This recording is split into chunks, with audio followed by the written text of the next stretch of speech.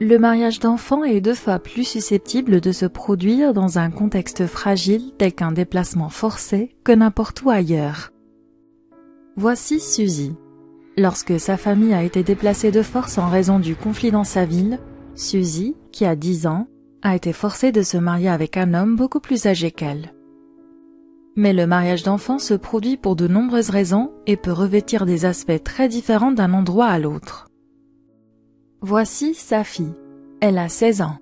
Safi a rencontré son mari Jai dans un centre de transit après que leur famille enfuit les milices armées de la région. Safi et Jai ont presque le même âge, mais ils ne se seraient normalement pas rencontrés dans leur communauté en raison des règles sociales qui empêchent les filles et les garçons non mariés de se mélanger. Mais dans ces conditions exiguës, ils se sont souvent rencontrés à l'occasion de tâches routinières comme la collecte de l'eau. Ils sont tombés amoureux et se sont enfuis dans la ville proche pour se marier en secret. Ils savaient que leurs parents n'approuveraient pas leur mariage parce qu'ils sont jeunes et qu'ils appartiennent à des groupes ethniques différents. Bien que Safi ait pris l'initiative de son propre mariage avec un partenaire d'un âge similaire, elle manque d'informations et de soutien pour construire une relation harmonieuse et planifier son propre futur. Même si l'État reconnaît ce mariage comme légal, il s'agit toujours d'un mariage d'enfant. Safi a choisi de se marier par amour, mais pour d'autres filles, le mariage est un moyen de survie. Elle, c'est Maria. Ses parents l'ont confiée à sa tante alors qu'elle était encore toute petite.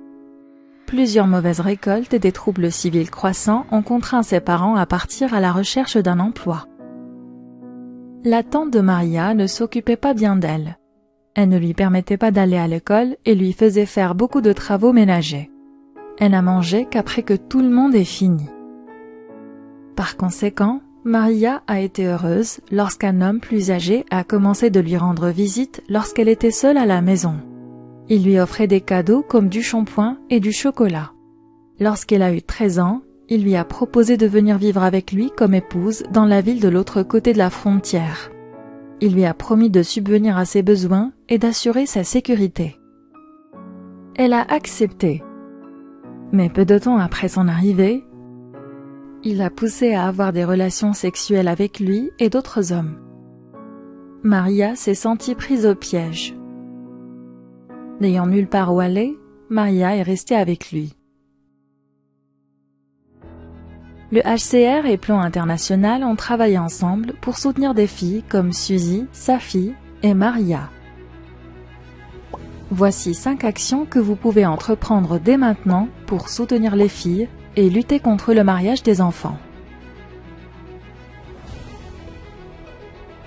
Notre boîte à outils d'analyse du contexte vous aidera à décortiquer la complexité du mariage d'enfants avec les filles et leur communauté.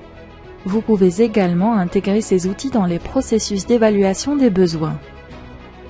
Explorez l'approche adaptée aux adolescentes grâce à notre cours en ligne.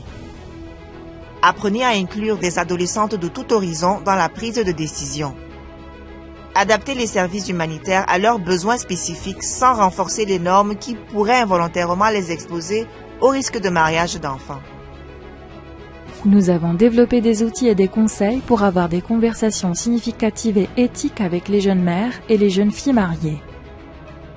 Il peut s'agir de filles actuellement mariées, veuves, séparées ou divorcées. Ces outils permettront d'identifier des actions visant à réduire les obstacles à l'accès aux services, ainsi que de comprendre leurs besoins et leurs priorités. Lorsqu'il s'agit d'adolescentes, il existe des lacunes au niveau de la protection de l'enfance et de la violence basée sur le genre. Nous avons élaboré une liste de contrôles et un module d'apprentissage en ligne basé sur la recherche et la pratique afin d'améliorer la manière dont nous répondons au mariage d'enfants dans nos services de gestion de cas. La prévention du mariage d'enfants par la communauté protège les enfants et rend les communautés plus autonomes.